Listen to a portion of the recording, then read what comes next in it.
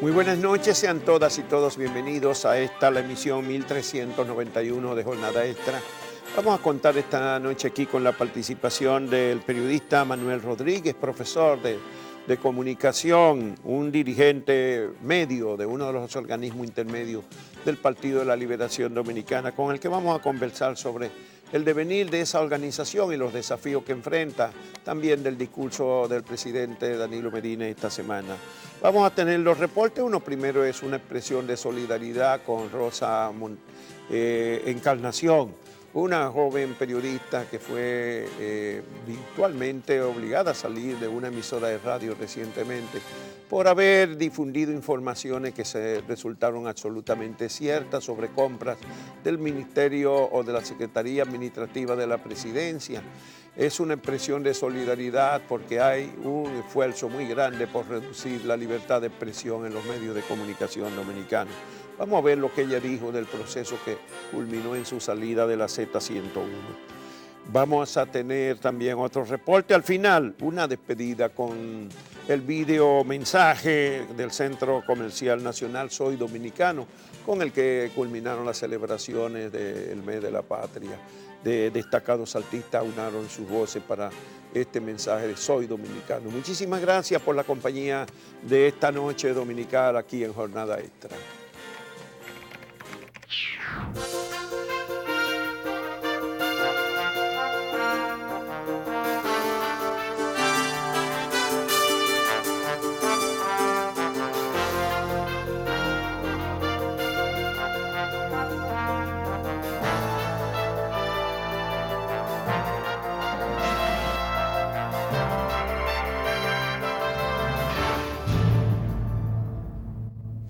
La semana comenzó con la designación de un nuevo ministro de Educación en sustitución del renunciante dedicado a la campaña electoral, Andrés Navarro, a la pre-campaña por la presidencia, y fue sustituido por Antonio Peña Mirabal. También el presidente canceló la designación que tenía Franklin Almeida como ministro sin cartera y en su lugar colocó a Roberto Salcedo en movimientos que fueron interpretados como parte de las luchas internas en el Partido de la Liberación Dominicana. En ese fin de semana, en el pasado, Danilo Medina habló en Atomayor y allí presentó al país como un nuevo modelo, un modelo por su crecimiento económico, objeto de admiración en América Latina y el Caribe por su alto crecimiento, pero se enredó el presidente Medina y en algún momento de ese discurso dijo también que somos un modelo de corrupción. Vamos a ver ese fragmento de lo que dijo Danilo Medina en Atomayor. Nosotros no somos el paisito que conocimos en el pasado. Nosotros somos la economía de más prestigio en América Latina y el Caribe. Digamos, somos la economía de más prestigio. ¿Ustedes creen que es casual que me inviten a hablar de innovación en la economía rural en un escenario junto con el Papa en Roma? No es casual. No es casual. Me están invitando porque la República Dominicana se ha convertido en un modelo de producción. Eso es lo que somos en el día de hoy. Somos un modelo. A mucha gente le duele eso, pero eso no se... Bueno, ahí está, somos un modelo de corrupción, dijo el presidente. Mientras tanto, Manuel Matos Moquete recibió el martes el Premio Nacional de Literatura de manos de la Fundación Corripio y el Ministerio de Cultura. El PRM fue ante la Procuraduría General de la República para pedir que se investigaran los financiamientos de campaña que atribuyen al PLD de dinero proveniente de la Odebrecht, y eso se fundamentó en las recientes declaraciones de Víctor Díaz Rúa defendiéndose en el proceso que se sigue, en el proceso inicial de instrucción de un juez especial de la Suprema Corte, donde él dijo que una buena parte del dinero que le han documentado como enriquecimiento ilícito correspondió a dinero de la campaña electoral del PLD. Antes también había dicho que recibió dinero para campaña electoral del PRD proveniente de Ángel Rondón, el agente de Odebrecht, y eso lo había dicho Temístocles Montaz. La Junta Central Electoral suspendió un programa de facilidad o de dotación de acta de nacimiento a personas dominicanas que no lo tienen, atendiendo a un reclamo del Partido Revolucionario Moderno, y lo suspendió hasta que pasen las próximas elecciones. En ese contexto fue la Junta Central Electoral también anunció que había reducido en unos 40 millones, en unos 41 millones de pesos el presupuesto para las elecciones primarias, que queda ahora en 1.408 millones de pesos, y no se sabe todavía cómo se va a pagar, porque la ley de partido dice que serían deducibles del aporte que hace el Estado a los partidos, pero ni todo el aporte de este año a todos los partidos alcanzaría para cubrir ese costo. El discurso del presidente Danilo Medina marcó definitivamente la semana, el miércoles, en la fiesta del 175 aniversario de la independencia de la República.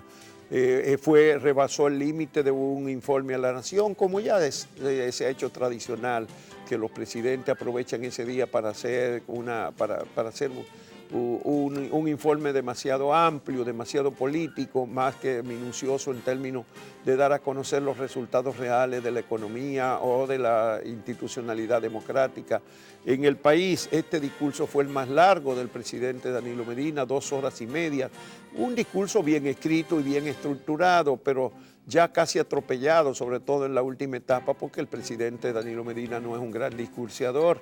Es más, incluso es un hombre de un tono horizontal, monotónico, y le resulta más difícil a la gente mantener la atención.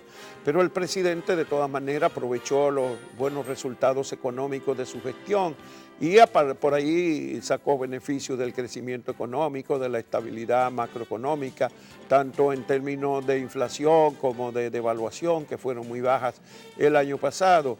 Y por supuesto, pues se magnificó los resultados en términos sociales, diciendo que sí, 1,5 millones han salido de la pobreza, porque el presidente además rindió un informe de sus 7 años de gobierno, no tanto de lo que había ocurrido solo el año pasado. De los empleados del Estado anunció un aumento del salario mínimo de 5.117 pesos para llevarlo a 10.000 pesos mínimo, y también a los que ganan ganaban entre 5 y 10.000 y entre 10.000 y 20.000, también aumentos proporcionales de 30 y 10%. No se sabe de dónde van a salir los recursos.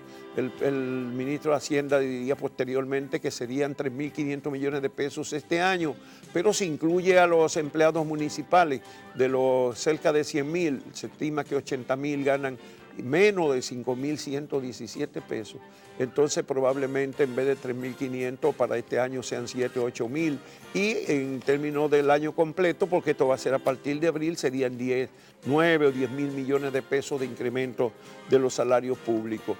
Ese incremento salarial es notable porque fue del 95% al salario mínimo, después de 7 años en que el presidente lo encontró en esa dimensión y no le había hecho aumento, pero ahora de golpe resultó. La oposición se burló del optimismo del presidente Medina en el discurso, lo calificó de reeleccionista, critican que evadió el déficit fiscal y el déficit de la balanza comercial, se refirió a las exportaciones y la magnificó porque el observatorio de la Universidad Católica Madre y Maestra había dado la semana anterior el balance de enero-diciembre pasado con datos de la Dirección de Aduana y situó las exportaciones en unos 9.400 millones de dólares, pero el presidente habló de más de 11.000. En cambio, no se refirió a las importaciones, porque mientras las exportaciones crecieron en un 7% en el año de las exportaciones, las importaciones crecieron en 14%. Asimismo, el presidente evadió otros asuntos de interés público, de interés general, no se refirió a la corrupción, a la transparencia, a la calidad de la educación. Se olvidó de cuando dio las cifras de los ingresos de divisas y situó hasta los 2.500 millones de dólares la inversión extranjera el año pasado, pero no refirió que las remesas sumaron 6.500 millones de dólares. Tampoco se refirió a los pactos eléctricos y fiscal pendientes como mandato de la Estrategia Nacional de Desarrollo, que él en 7 años de gobierno no ha podido cumplir todavía. Tampoco se refirió a las ventas de las acciones de la planta Catalina y probablemente no lo podía hacer porque hace 2 años que en ese mismo escenario él anunció que estaba dispuesto a vender acciones y no lo ha conseguido todavía. la selectividad de datos, por ejemplo, cuando se refirió al crecimiento de la desigualdad o lo que él entiende de disminución de la desigualdad, ignoró un estudio del Banco Interamericano de Desarrollo que se publicó en noviembre pasado, según el cual la República Dominicana era el país donde más había crecido la desigualdad en los últimos 3 años. El programa de gobierno esbozado, fue un programa de gobierno que esbozó el presidente de la República en ese discurso, porque por momentos parecía que era el comienzo del periodo gubernamental. Este discurso fue 30 minutos más largo que el que él pronunció en el 2016, cuando comenzó su periodo de gobierno, este último periodo de gobierno. Pero en la etapa final es que se nota el tufo continuista del presidente a partir de la página 62 de 68, los últimos 10 minutos, cuando él invitó a cerrar el encuentro reflexionando juntos acerca de quiénes somos como nación, de dónde venimos y sobre todo hacia dónde vamos. Y fue ahí a partir de esos renglones que el presidente dijo estas cosas que voy a resumir. Lleva mucho tiempo ver los proyectos, los frutos de los proyectos, y por el contrario puede tomar minutos e incluso segundos verlos desaparecer. Todos nuestros esfuerzos pueden perderse de un plumazo. Más adelante dijo que asumí también todos los sacrificios y esfuerzos que lleva consigo el cargo. Casi 7 años, hoy casi 7 años más tarde les digo nuevamente, estoy aquí para lo difícil, sí, para lo difícil. Estoy primero, día tras día, hora tras hora, dispuesto a pagar el precio que haga falta por servir a nuestra patria. Búsquenme con los que trabajan callados, dijo más adelante, y todavía después agregó, ustedes ya me conocen, no vengo a traerles truco de magia, planes faraónicos ni palabras grandilocuentes. Soy un hombre sencillo que ama su trabajo y a su país y nada más. Y además, todavía más, dijo, elijo intentar nuevos caminos, buscarle la vuelta a los problemas, pero nunca rendirme. Acompáñennos a seguir haciendo patria juntos. No será un camino fácil, es cierto, pero es el único que vale la pena recorrer. ¿Cuál camino? Le queda 1 año al presidente según la Constitución de la República, y entonces en esas frases es donde todo el mundo ha advertido que el discurso del presidente tenía un objetivo fundamental, crear la base para ver cómo se abre una brecha de camino a una nueva repostulación primero para buscar una reelección después. Ese fue el tono de la semana y ha concluido con las críticas, las reacciones de todos los sectores al discurso del presidente Danilo Medina ante la Cámara Legislativa el pasado miércoles.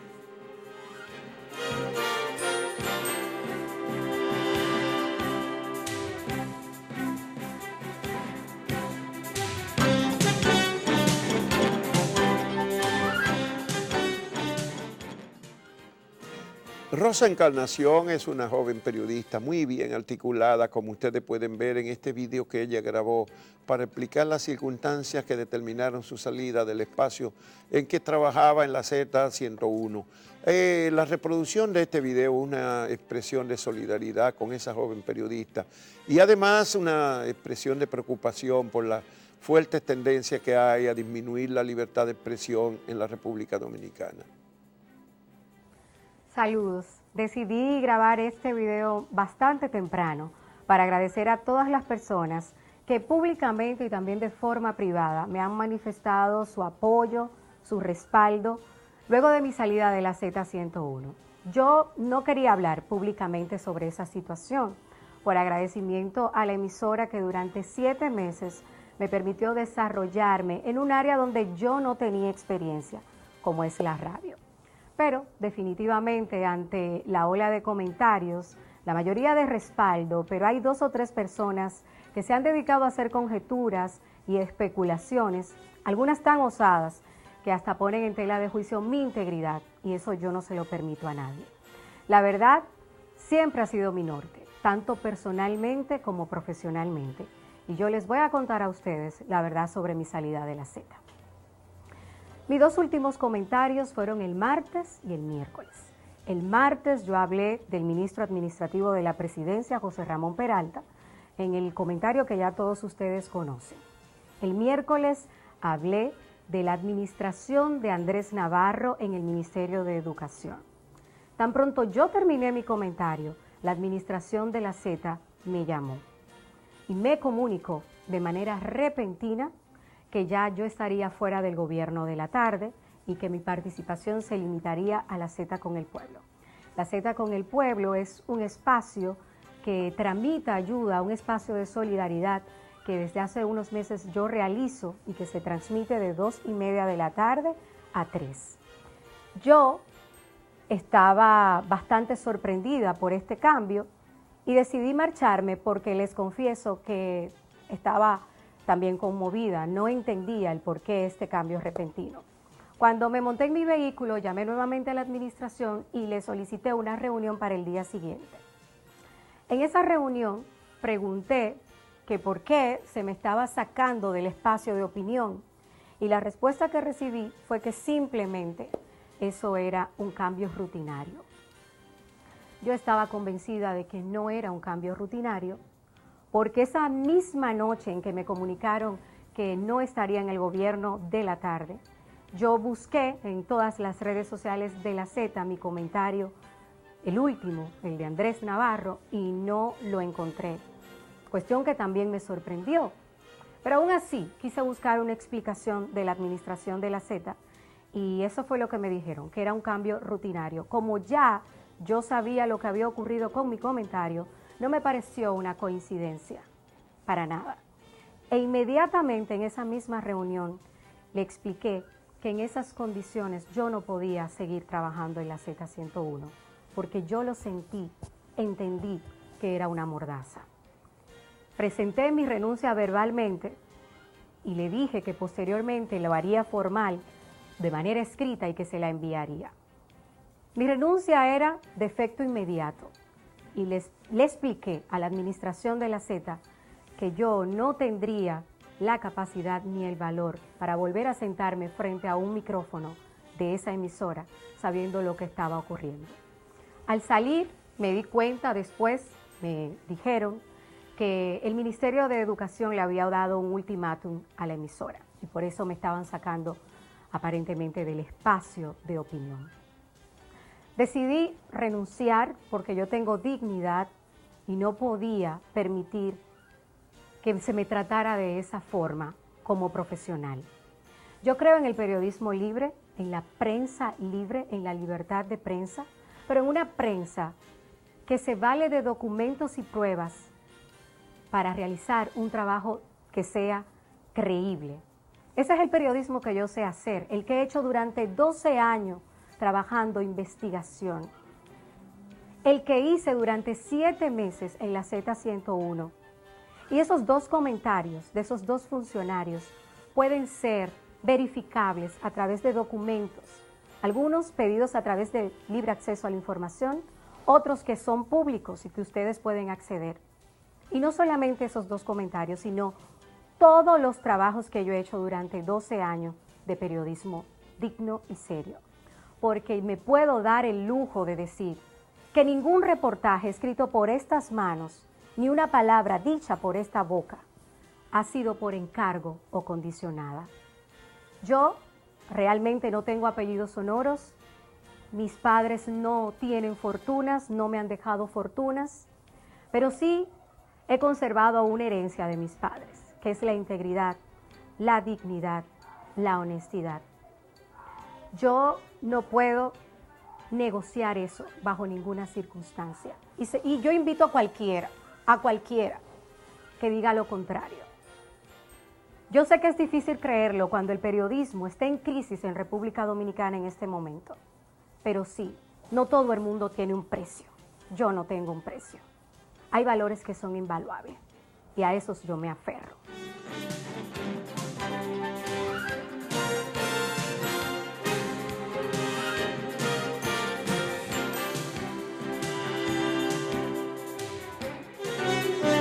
Manuel Rodríguez es un periodista, profesor de la Escuela de Comunicación Social de la Universidad Autónoma de Santo Domingo y hizo especialidad en Estados Unidos y en España en comunicación, pero un militante del Partido de la Liberación Dominicana, dirigente medio de uno de los más conocidos intermedios del PLD, el Pedro Albizus Campo, en el pleno centro en San Juan Bosco, en la capital dominicana, durante 25 años de militancia en el PLD. Lo hemos invitado para conversar porque de tiempo en tiempo hemos rescatado a algún dirigente medio del PLD aquí en Jornada Extra para ver, explicar un poco el proceso del PLD y si se pueden rescatar los principios originarios de esa organización política. Pero primero, dinos sobre el discurso del presidente Danilo Medina, Manuel. ¿Cómo tú lo puedes evaluar así en una síntesis, digamos, razonablemente apretada?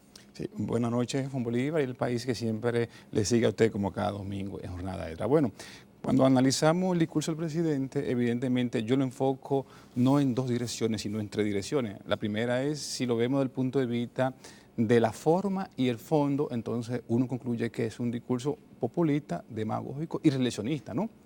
Justamente, usted lo mencionó hace un rato, cuando vemos la última frase de su discurso, que él está supuesto a pagar el precio. Pero uno se pregunta, ¿el precio de qué? Si nosotros en el PLD, don Juan nos enseñó a imponer tus ambiciones personales por encima de lo que establece justamente los límites del poder, y es la Constitución. Juan Bosch, por ejemplo, Juan Bosch fue depuesto en el 63, y Juan Bosch luchó por la democracia. Entonces no se concibe que nosotros los PLDistas usemos lo que es el poder para apabullar, para evidentemente usar los recursos del Estado para beneficios personales. Entonces, cuando vemos el discurso de Juan Bolívar, nos damos cuenta de varios elementos importantes del discurso. El primer elemento tiene que ver, por ejemplo, con un legado de 7 años que lo vende en un discurso de aparentemente de rendición de cuentas de 1 año y entonces lo coloca por 7 años. Por ejemplo, él mencionó lo del aumento a los empleados públicos. O sea, uno se sorprende porque en el presupuesto que se envió al Congreso Nacional no está contemplado un aumento de salario. Por consiguiente, entonces, ¿cómo se sorprende ahora uno? Bueno, porque él lo acaba de denunciar. Ahora, es una decisión evidentemente justa o politiquera o reeleccionista. Sucede que no hay fuente de financiamiento para ese aumento de salario. ¿Cómo lo va a financiar? Bueno, tú lo vas a buscar o por un presupuesto complementario, que yo lo dudo, porque estamos justamente en el tercer trimestre del año y por lo tanto las recaudaciones todavía no han logrado su máximo nivel de posición, o lo otro pudiese ser entonces lo que él sí ya lo había anunciado el ministro de Hacienda, de que hay recursos extraordinarios por lo que es bajando la evasión fiscal. Y entonces yo me pregunto, ¿cómo tú vas a lograr lo que es mantener un ingreso fijo para pagar entonces un aumento de salario, ¿no? Entonces, por consiguiente, lo estamos viendo ya que es un discurso reeleccionista. Bueno, Hacienda estimó que costaría 3.500 millones de pesos este año. Claro que a partir de abril y ya enero, febrero y marzo no se le va a pagar, pero de todas maneras es una subestimación. Si tomamos en cuenta el porcentaje de empleados del Estado que gana 5.117 pesos, que así ha estimado en cerca del 20% hasta ahora, y sobre 700.000 empleados públicos, pues eso son más de 100.000. Pero es que solamente en los municipios debe haber 70 a 75.000 empleados que ganan menos de 5.117 pesos. Incluso muchos ganan 3.000 y 4.000. No sé si es que van a dejar fuera los municipales, pero también están las pensiones. Y las pensiones están siendo aumentadas de 5.000 a 8.000, en un 60%. Pero son 3.000 y los pensionados del Estado que ganan 5.117 son como 80.000 de 100.000. Eso es así. O sea, por donde quiera que uno vea, debe haber 150 o 160.000 personas, y entonces no serían 3.500 millones ni en 9 meses, deberían ser un poco más, como 6 o 7.000 millones de pesos. Sí, porque yo digo, Juan Bolívar, también que es un discurso de reelección, porque el país quizás no sabe que este discurso del presidente Medina, en la semana que recién finaliza, es el único discurso que él tiene previo al proceso interno en el PLD. Porque el 27 de febrero del año que viene justamente su discurso ya de rendición de cuentas de despedida. Por lo tanto, ahora es el próximo, antes de octubre. Entonces, ¿qué ocurre? Es un discurso evidentemente reeleccionista. Si analizamos entonces el otro elemento, que es el contexto previo al discurso, ustedes recuerdan que el empresario que está en Palacio junto con el presidente Medina, que ahora mismo lo que es el ministro de la Presidencia administrativo, José Ramón Peralta, que él dice que es miembro del PLD. Entonces, yo que tengo casi 30 años en el PLD, yo no recuerdo haberlo visto a él. O sea, usted me pregunta, ¿a qué intermedio pertenece, por ejemplo, José Ramón Peralta? Yo no sé. ¿A qué intermedio pertenece, por ejemplo, lo que es Marchena? Yo no sé. ¿A qué intermedio pertenece Ángel Esteves? Yo no sé, porque son empresarios, evidentemente, que han usado la sigla de nuestro partido, el PLD, para trepar. Entonces, ¿qué pasa? Ese mismo grupo es lo que lo llevó a él a su discurso el 27 de febrero, justamente de ser un discurso reeleccionista y desafiante. Bueno, desafiante, para mucha gente ya lo advirtió Ernesto Selman, el director del CREES, que por cierto es miembro del Comité Central del PLD, pero él le dice que lanzarse detrás de una reforma constitucional puede tener hasta desestabilidad económica, porque los agentes económicos nacionales y extranjeros podrían ser impactados por esa decisión.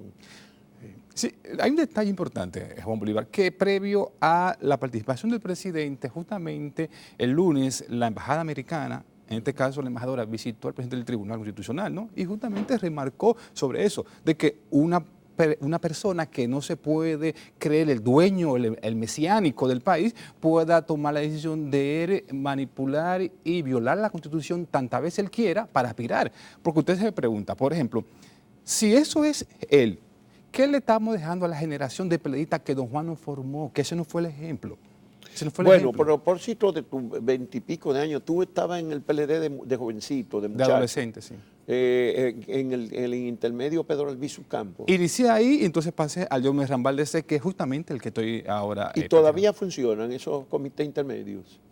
No funcionan. No funcionan. No. Pero tú te sigues considerando miembro, pero no, ya no se reúnen, ¿no? Antes ustedes se reunían cada cuánto tiempo. Mire qué es lo que pasa, Juan Bolívar, que por ejemplo nosotros los dirigentes medios del partido, que es la base, evidentemente, sí nos reunimos y nos duele. Ahora, ¿qué pasa? Los presidentes intermedios, que son lo que aparentemente son la figura principal de cada intermedio, ya no lo son, porque eso se han convertido también como una especie de lo que es un ejercicio inadecuado de la política que don Juan nos enseñó. ¿Por qué digo eso? Porque esos presidentes intermedios son lo que justamente el gobierno lo ha nombrado, pero no lo ha nombrado para que haga un trabajo, sino para que tenga una especie de una botella, que es como la gente le llama. Entonces, ¿qué pasa? Esos presidentes intermedios no reúnen a cada intermedio. ¿Por qué no lo reúnen? Porque la gente no le sigue. No le sigue, evidentemente. Entonces, ¿qué es lo que está en este momento? Hay un malestar en el partido. Hay un malestar. Y yo sí le puedo decir a usted a toda confianza que el país no sabe lo que le espera al PLD en las próximas horas y en los próximos meses. Porque justamente hoy, que ya estamos en marzo, hasta el mes de junio, ya que cuando se abre internamente el proceso electoral, o sea, la gente no sabe lo que está contemplado. Mire, le voy a decir un detalle. Son 100 días clave los que tienen por delante, entonces, el PLD. Sí, Marzo, abril, mayo, y entramos en junio ya con las precandidaturas puestas sobre la mesa. Tienen que ponerse en un mes antes de empezar la precampaña, ¿no? Claro. Por eso el presidente fue un discurso para eso, o sea, un discurso de reelección. ¿Qué es lo que el sector de empresarios que está enquistado en el PLD y que está en el gobierno? Porque el PLD no está en el poder, Juan Bolívar. No sé si usted sabía. ¿Cómo que no? Pero tampoco hay que exagerar así, Manuel, porque todos esos que están ahí eran muy... Bueno, tú has mencionado 2 o 3 casos, pero hay muchísimos dirigentes del PLD que están en el poder. Mencióneme uno. Por ejemplo, Donald Guerrero, que es el ministro de Hacienda. Mire, pero empieza por Danilo Medina. No, Danilo se divorció del PLD. ¿Usted sabía eso? ¿Cómo que se divorció del PLD y cuándo? Sí, Danilo se divorció del PLD porque Danilo entendía que en el 2007, cuando él fue a un proceso interno, donde él entendía que él podía ser el candidato a la presidencia. Cuando el 2008 fue, bueno, para la elección del 2008 perdió de Leonel, sí, que dijo que el Estado me venció. Exactamente. Ok, pero él no se fue del PLD. No, él no se fue del PLD, él se divorció del PLD. Entonces, ¿qué significa divorciarse del PLD? Primero, que él no se reunía con la dirigencia del PLD, pero además de que no se reunía, él creó su nuevo PLD. Entonces, cuando usted revisa Palacio, por ejemplo, ¿qué dirigente del partido puede ir a visitar a un funcionario de Palacio, Juan Bolívar? No puede visitarlo, nadie lo conoce. Bueno, pero tú estás en la corriente del presidente Leonel Fernández. Yo estoy en la corriente de lo que es el Partido de la Liberación Dominicana. Ahora bien, ¿qué pasa? El presidente Fernández encabeza ahora lo más genuino para poder recuperar lo que es la simpatía de la base del partido con el gobierno, porque la relación entre gobierno y partido no existe en este momento. Entonces, quien lo puede representar es justamente el presidente del partido. ¿Por qué digo Leonel Fernández? Porque es el presidente del partido. Pero se atribuye a Leonel haber comenzado todo ese proceso de deterioro y auspiciado una gran corrupción en el gobierno, que fue donde empezó a marchitarse la imagen del PLD. Yo creo que ahí lo que ha habido es más que todo falta de información sobre el caso, porque fíjese que lo que pasa. Cuando llega el PLD en el 96, a la primera vez al poder, quien nombraba a los dirigentes medio de base era el compañero Danilo Medina. Cuando llega el PLD en el 2004, quien nombraba a los compañeros dirigentes medio de base es justamente Danilo Medina. Entonces, cuando nos damos cuenta, si todos los principales funcionarios lo nombró Danilo Medina, hay un nivel entonces de correspondencia con la corrupción hacia Danilo Medina, yo creo, más que hacia el presidente Fernández. Porque, por ejemplo, usted revisa el caso en este momento de Odebrecht. Bueno, pero el entorno del presidente Fernández, por ejemplo, encabezado por el senador Félix Bautista, ha sido acusado de Félix Bautista, un expediente grande.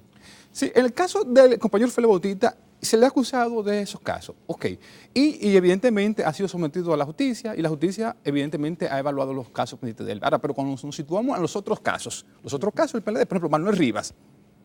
Manuel Rivas, sí. Es un dirigente, evidentemente, de la íntima confianza del presidente Danilo Medina. Pero es un dirigente del PLD. Claro, o sea, un caso. Ahora, usted menciona a Miguel Caré, por ejemplo, que es un empresario que está en un caso de justicia, evidentemente. Es un empresario amigo del presidente Medina que fue al poder por Danilo Medina, pero no es un miembro del PLD.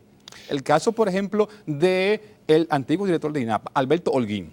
Es un agente empresario amigo de Danilo Medina que está justamente en... Pero también fue dirigente del PLD muchos años. No. Holguín sí. No, Holguín lo que es amigo de Danilo Medina y crea un movimiento alterno a la sigla del partido, a la estructura del partido. O sea, es un dirigente del PLD. Bueno, de todas maneras, lo que sí es cierto es que hay una profunda, división, no, pero sí una profunda, ¿cómo le llamamos? Rasgadura en el PLD en este momento.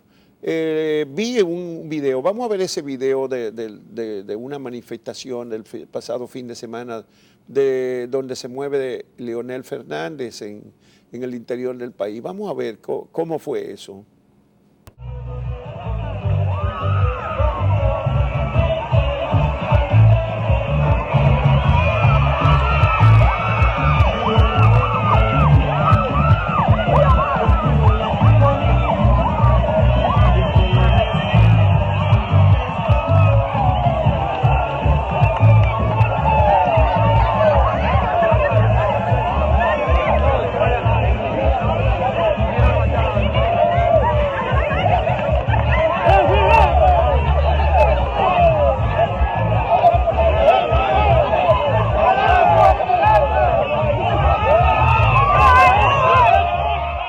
Bueno, eso indica que ciertamente detrás de Leonel se está moviendo una fuerza importante de ese partido.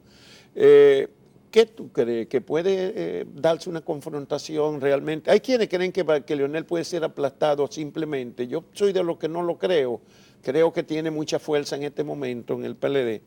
Y no va a resultar fácil, pero hay quienes piensan que el poder presidencial va a predominar en esa lucha interna. ¿Tú qué crees? No, yo creo, Juan Bolívar, que hay mucha gente que cree que el poder lo puede todo y tiene límite.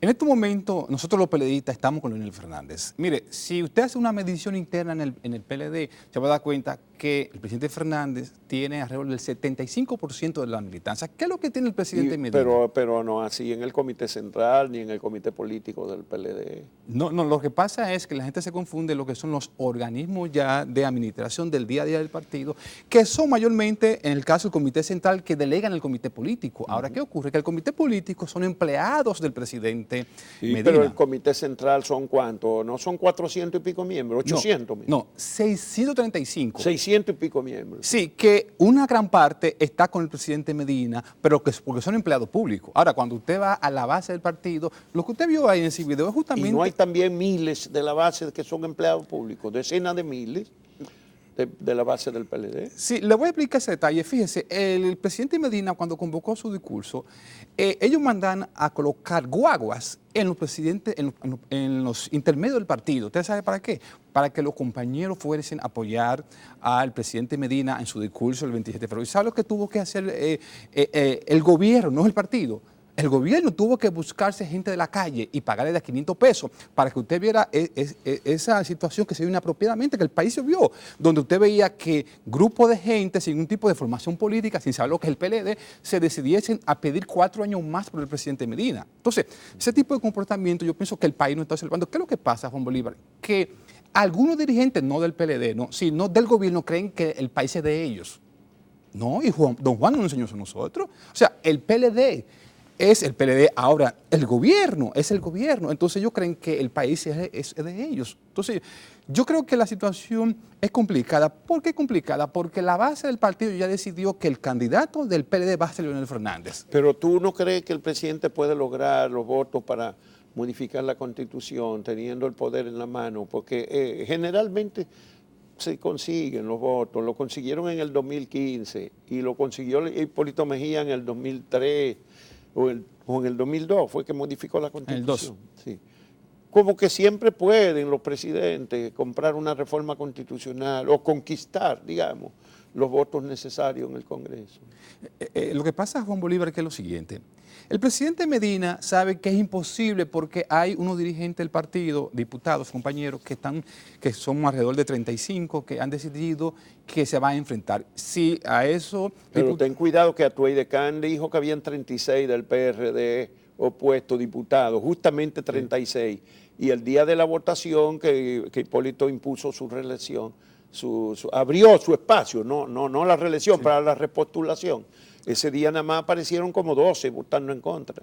Sí, pero yo pienso que todavía en el partido quedamos gente con principios y valores. Ahora, lo que sí le digo, Juan Bolívar, que el presidente Medina, su intento de reelección, porque tampoco le vas a asegurar una reelección, ¿no?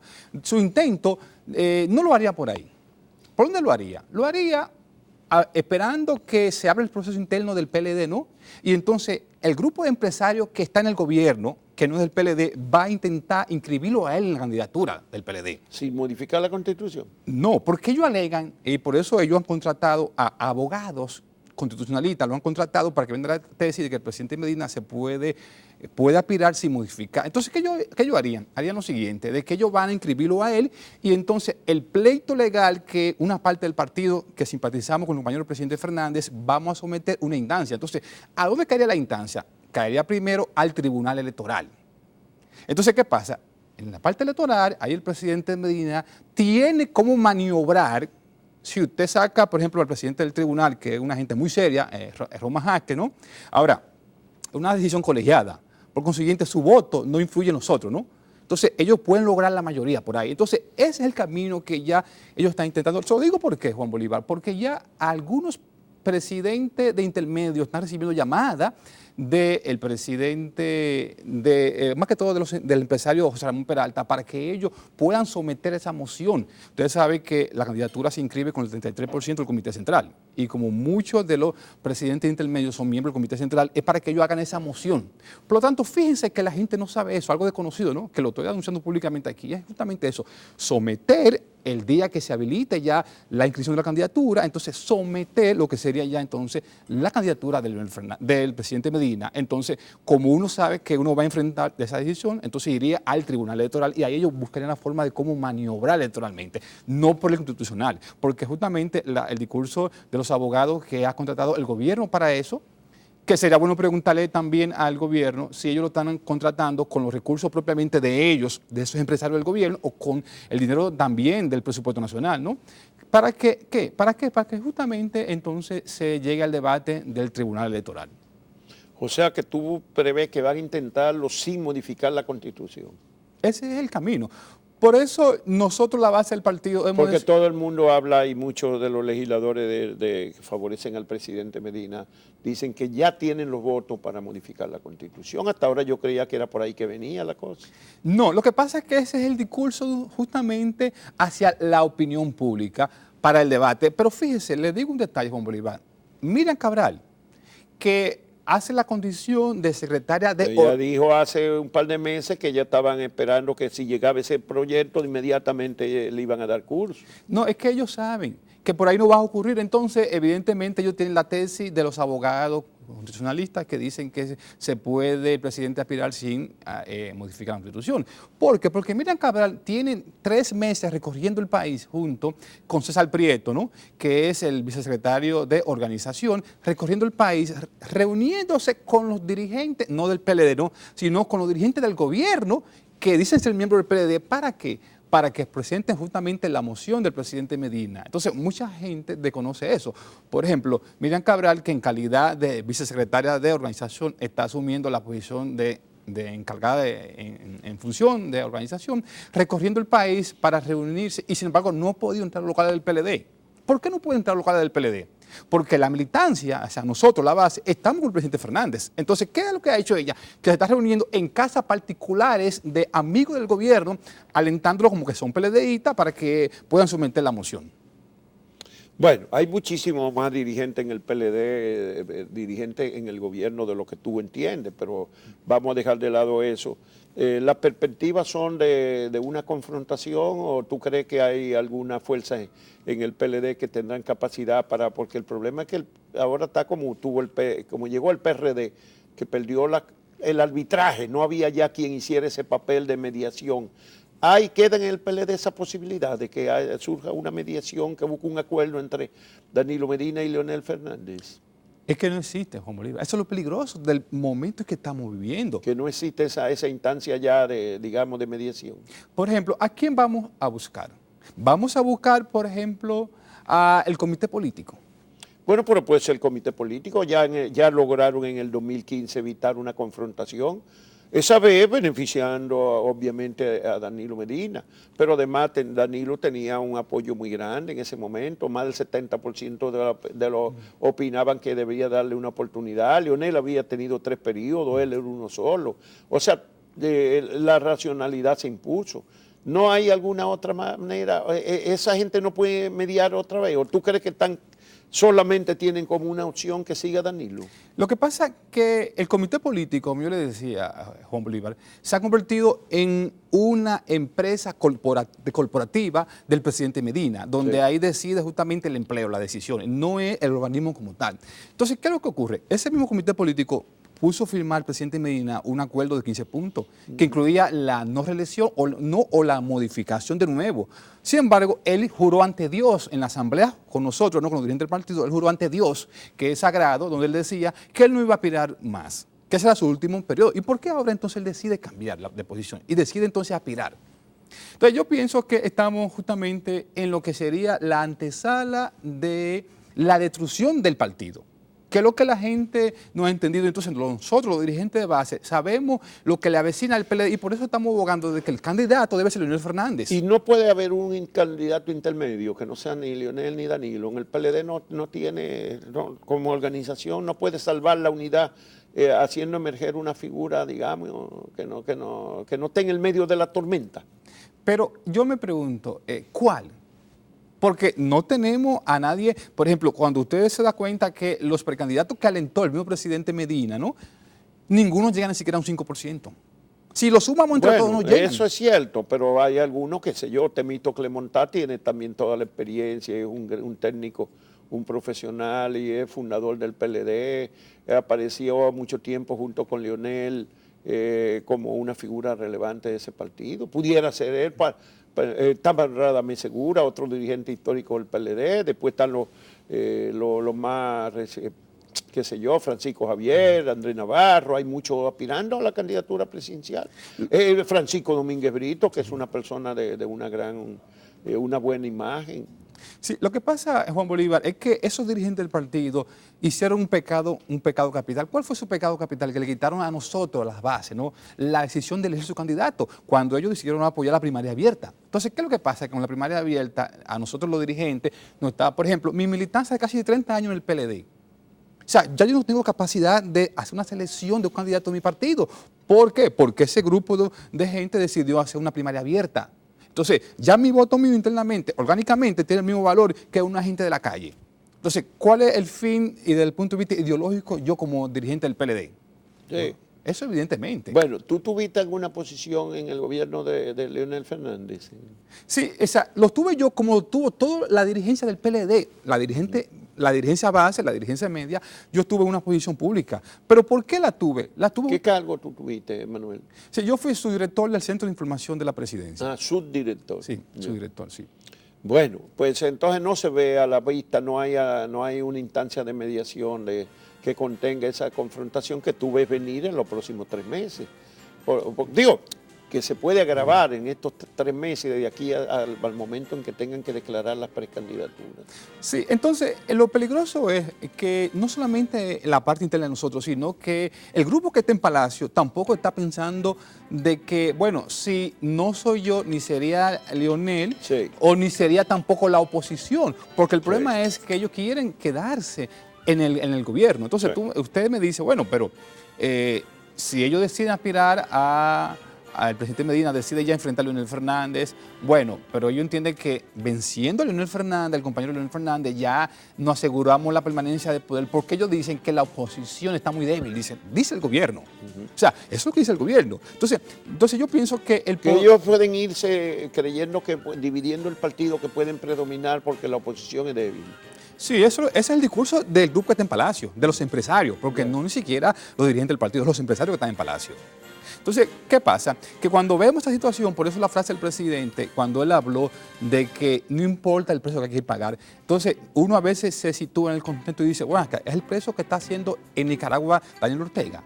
Es el precio que está haciendo... Pero tú disminuyes la posibilidad de que dirigentes históricos del PLD, qué sé yo, por ahí andan Francisco Javier, Euclides, el exministro de Turismo. Felucho Jiménez. Felucho Jiménez. Hay muchísimos dirigentes del PLD, no tienen ningún papel que jugar en esa confrontación, no pueden ser mediadores. Es que lamentablemente, Juan Bolívar, esa gente que usted mencionó, que es la cúpula, está corrompida. No, pero esos son dirigentes del PLD, es el PLD. No, ese no es el PLD. No, el PLD somos nosotros, la base. Euclides, pero también ellos, Euclides, Franklin, Temístocle, Radamés Segura, Felucho, esos son dirigentes del PLD, lo que uno reconoce. Pero Juan Bolívar, ¿qué dirigente del PLD va a decir la frase que dice Euclides? De que se hace lo que conviene en política. Eso no fue lo que don Juan nos enseñó a nosotros. Pero eso es lo que hace tiempo que están haciendo, lo que le conviene. No, la cúpula corrupta que está en Palacio, sí. Y que evidentemente esa es la cultura que le ha hecho a esos dirigentes. Bueno, se nos acabó el tiempo. Muchísimas gracias, Manuel Rodríguez, el dirigente de uno de los comités intermedios del Partido de la Liberación Dominicana, profesor universitario, comunicador. Muchas gracias por haber aceptado nuestra invitación. Lo invitamos buscando de gente de la base del PLD para que se expresen a ver si se sale de la cúpula. Muchas gracias y le deseamos mucha suerte. Gracias.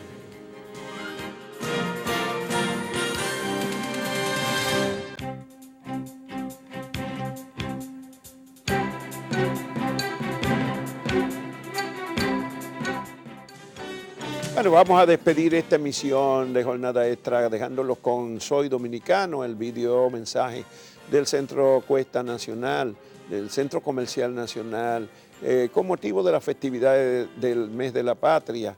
Y ahí vamos a ver a destacados cantantes dominicanos que juntan sus voces para proclamar la dominicanidad. Muchísimas gracias por la compañía de este domingo. Nos vemos el próximo aquí en Jornada Extra.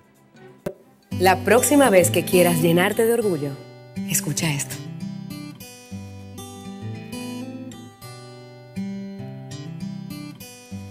Yo soy isleña y vengo de Quisqueya, pero un buen amigo le dice la bella. Y es que mis raíces vienen de esta tierra y pa' que no lo sepa estoy enamorada de ella. Yo soy isleña y vengo de Quisqueya, y en mi principio llevo su bandera. Y es que no hay cariño nada que se parezca, y pa' que no lo sepa dónde vaya, siempre seré de ella. Yo me siento orgulloso de ser dominicano. Yo lo digo con orgullo. soy dominicano. Tenemos una magia especial que todo el mundo la siente. De gente única. Yo no cambio este país por nada. Para mí es un honor decir que soy de aquí. Yo no cambio mi merengue, ni mi alegría. Nadie se ríe más bonito que un dominicano. Una isla llena de sueños que hace que el que llegue se quiera quedar. Ten fe en tu país. Soy dominicana y me encanta ser de aquí porque no hay un rincón más bonito que Quisqueya para vivir. Soy dominicana y eso me llena el alma, y si un día no estoy aquí, voy a cantar pensando en ti.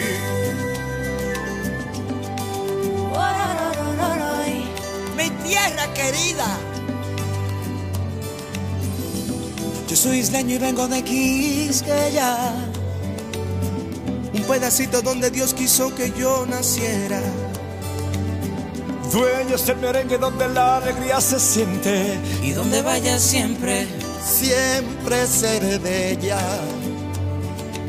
Pero sus colores han ido cambiando mi vida en montones. Y los rayitos de sol, pa' que te enamores. Sus aguitas claras, y no hay nada mejor que el calor de sus playas. Y es que este clima, mi amor, solo en mi tierra. Soy dominicana y me encanta ser de aquí porque no hay un rincón más bonito que Quisqueya para vivir. Soy dominicana.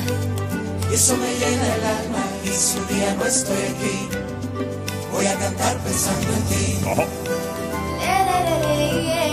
Voy a cantar pensando en ti. Voy a cantar, voy a cantar. Oye, qué rico, mami. Estoy enamorado. Qué linda es mi tierra. Yo vengo de una tierra llena de colores, de coco fresco, de caña dulce. Que yo soy dominicana, tierra de esperanza, lágrima y ámbar. De coco fresco, de caña dulce. De gente buena, más hermosa. Mi Quisqueya bella, mi Quisqueya bella. Ay, mi linda Quisqueya. No hay tierra más hermosa como la mía. Es una bendición. De gente buena, mamá. Mi orgullo, mi patria bella, mi pedazo de tierra. Soy dominicana y eso me llena el alma.